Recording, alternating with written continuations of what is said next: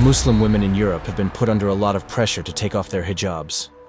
But did you know that the use of head coverings, including veils, was popular in Europe less than 100 years ago? This has varied across European cultures and time periods, and there isn't a single explanation for why the practice evolved or diminished. The wearing of head coverings has been influenced by religious, cultural, social, and political factors.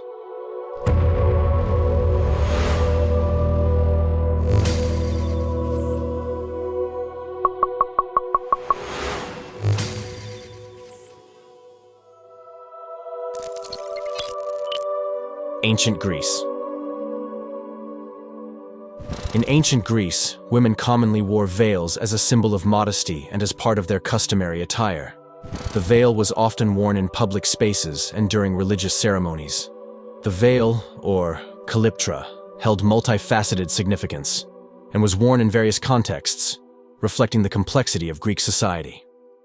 Women's clothing was a symbol of modesty and virtue. The veil served as a crucial element of this attire, especially in religious and formal settings.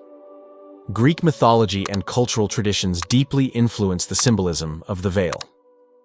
It was associated with the concept of marriage and the transition from girlhood to womanhood.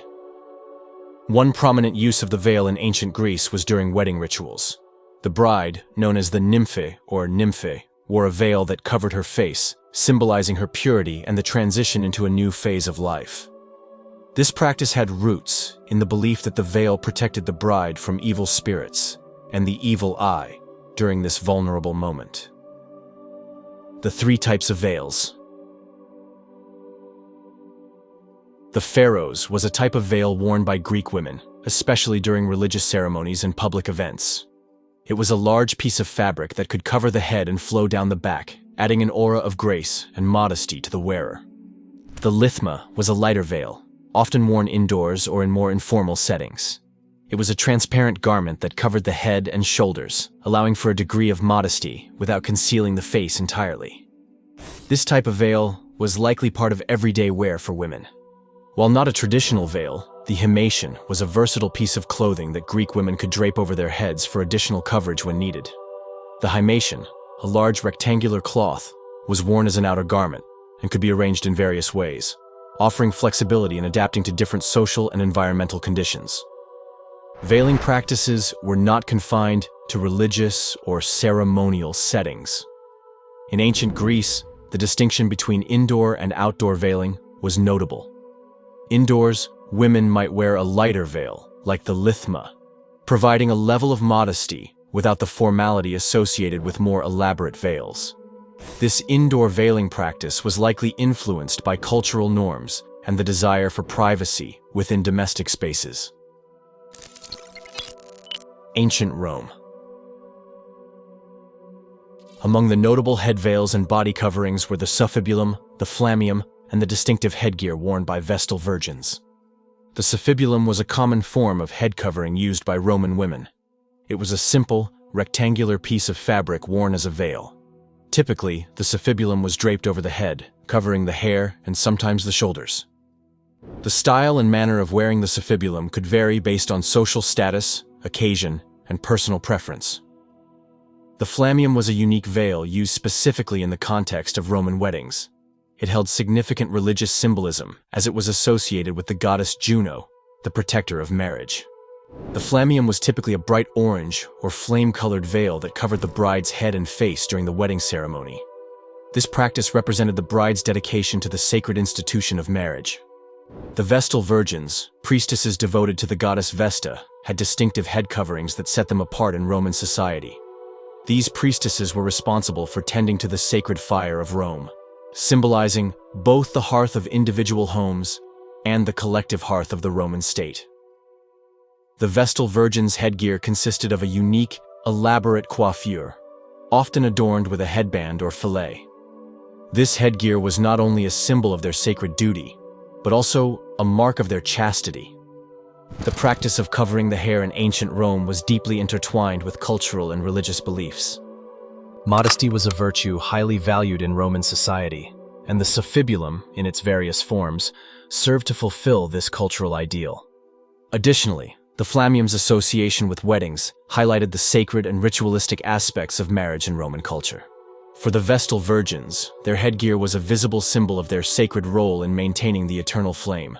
The coiffure and fillet worn by the Vestal virgins emphasized their consecrated status and their commitment to a life of chastity in service to the goddess Vesta.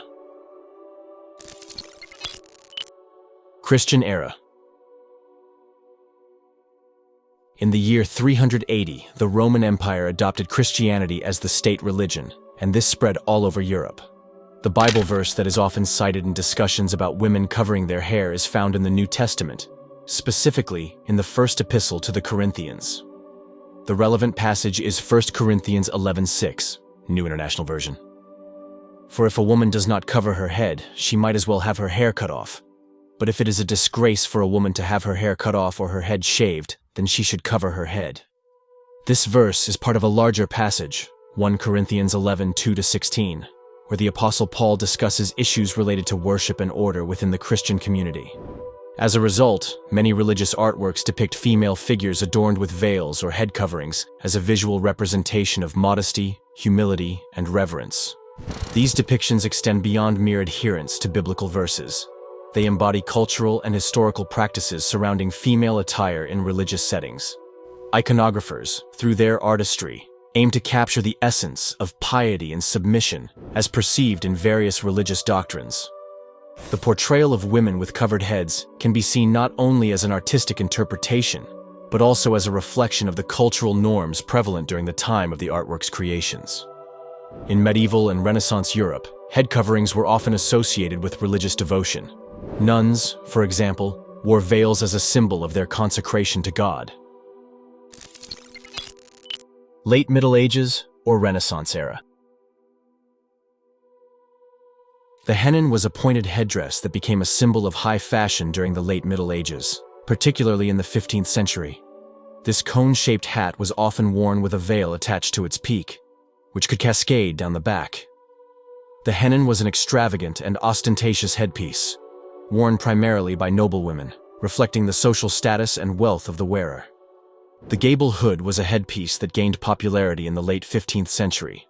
It consisted of a stiffened piece of fabric draped over a frame, creating a distinctive triangular shape around the face. The gable hood was often worn with a veil hanging from the point, framing the face elegantly. This headpiece was favored by women across different social classes and became a notable part of the fashion landscape during the late medieval period. The cornet was a unique headpiece characterized by a heart-shaped or horn-like structure attached to a coif or wimple, covering the hair and neck. Widely worn by women in the 15th and 16th centuries, especially in France, the cornet became a symbol of modesty. It often signified a married woman's status and adherence to societal expectations regarding appropriate dress. Coifs were close-fitting caps that covered the hair and framed the face. Worn by women of various social classes, coifs were often made of linen or silk and were intended to be both practical and modest. Noble women might embellish their coifs with intricate embroidery or lace, showcasing their wealth and status. The coif, combined with a veil or wimple, provided a modest covering for the hair, reflecting the ideals of femininity and propriety.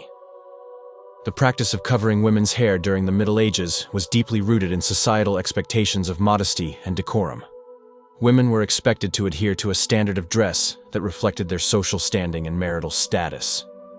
The elaborate headpieces worn by noblewomen not only showcased their wealth, but also adhered to the prevailing norms of modesty within the aristocracy. The Age of Enlightenment, Secularization and Rationalism. The Enlightenment, which spanned from the late 17th to the 18th century, emphasized reason, science, and individual rights. During this time, there was a push towards secularization and a questioning of traditional practices associated with religious institutions. This intellectual movement could have contributed to a decline in the use of religious symbols, including head coverings. 1920s.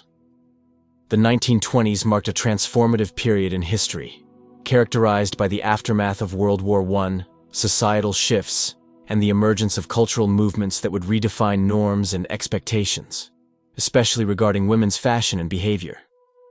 This era witnessed the rise of the flapper culture, which significantly contributed to a departure from traditional forms of dress, including the abandonment of head coverings. As the dust settled after the Great War, the world found itself grappling with the impact of unprecedented destruction. The war had challenged traditional gender roles, as women stepped into various roles traditionally occupied by men. With their newfound sense of independence and agency, women were no longer confined to the domestic sphere. This change in societal dynamics laid the groundwork for the seismic shifts that would follow. The Flapper Revolution. The term flapper was used to describe a generation of young women who defied conventional norms and embraced a more liberated lifestyle. The flappers were characterized by their boldness, enthusiasm for social and cultural change, and a rejection of Victorian constraints. They challenged traditional expectations surrounding femininity and were at the forefront of what would later be recognized as the first sexual revolution. One of the most visible expressions of this cultural shift was in fashion. The flapper aesthetic was marked by short haircuts, knee-length dresses, and a rejection of restrictive undergarments. Notably, head coverings, which had been an integral part of European women's attire for centuries, began to fade from fashion. The iconic bobbed haircut of the flapper, often accompanied by a headband adorned with feathers or beads, signaled a departure from the elaborate hairstyles of previous eras that necessitated veils and other head coverings. The preference for shorter, more practical hairstyles was emblematic of the broader move toward modernity and a rejection of traditional, restrictive norms. For the flappers, discarding head coverings was more than just a fashion choice. It was an act of rebellion. The veil, which had been a symbol of modesty and conformity, no longer aligned with the liberated spirit of the time. The flappers' rejection of the head covering symbolized a rejection of the societal constraints that had characterized the pre-war era. The economic and social changes brought about by World War I played a crucial role in this transformation. With the war's end, women had tasted economic independence and social freedom, and they were not willing to relinquish these newfound liberties. The flapper became an embodiment of this desire for autonomy and equality. The abandonment of head coverings was a profound cultural shift, reflecting the changing identity of women in the 1920s. It was a visible marker of a departure from the past and a symbolic declaration of a new era. The flapper's choice to expose her head was a deliberate assertion of her agency and a rejection of societal expectations that sought to confine women to traditional roles. Today, in rural areas of Europe, particularly in Eastern Europe and Mediterranean regions, the tradition of women wearing head veils endures as a cultural and religious practice. This phenomenon is notably prevalent in several Orthodox Christian countries, where the head veil remains a symbol of religious devotion, cultural identity, and continuity with long-standing traditions. In Orthodox Christianity, the practice of women covering their heads, especially when attending church services, is deeply rooted in tradition. This practice is often seen as an expression of humility, modesty, and reverence before God. It is a custom that has persisted through generations and is closely tied to the teachings and interpretations of Scripture within the Orthodox Christian faith. The head veil in rural European areas, particularly in Orthodox Christian communities, is a symbolic garment that represents humility and respect, especially in the sacred space of a church. The act of covering one's head is often viewed as a sign of submission to God, recognizing the divine authority and showing reverence during religious ceremonies. In addition to its religious significance, the head veil in rural Europe carries cultural and regional importance.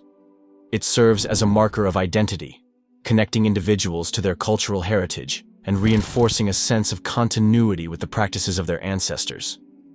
In many cases, the tradition of women wearing head veils has been passed down through generations, creating a tangible link between the past and the present.